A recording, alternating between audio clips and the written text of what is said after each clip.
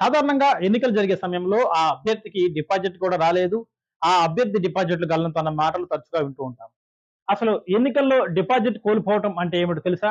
దేశంలో పార్లమెంటరీ మరియు అసెంబ్లీ ఎన్నికలను స్వేచ్ఛగా మరియు నిష్పక్షపాతంగా నిర్వహించడానికి భారత ఎన్నికల సంఘం అనేక చర్యలు తీసుకుంటుంది. అందులో సెక్యూరిటీ డిపాజిట్ అనేది ఒకటి. పార్లమెంట్, అసెంబ్లీ ఎన్నికలు తీసుకుంటే పార్లమెంటుకు నామినేషన్ వేయాలంటే 25,000 రూపాయలు, అలానే అసెంబ్లీకి నామినేషన్ వేయాలంటే 10,000 రూపాయలు అభ్యర్థులు ఎన్నికల సంఘానికి చెల్లించాల్సి ఉంది. ఎన్నికల అనంతరం అభ్యర్థి నియోజకవర్గంలో పోలైన మొత్తం చెల్లుబాటు అయ్యే ఓట్లలో 6వ వంతు కంటే తక్కువ వస్తే అతని సెక్యూరిటీ డిపాజిట్ పోతుంది.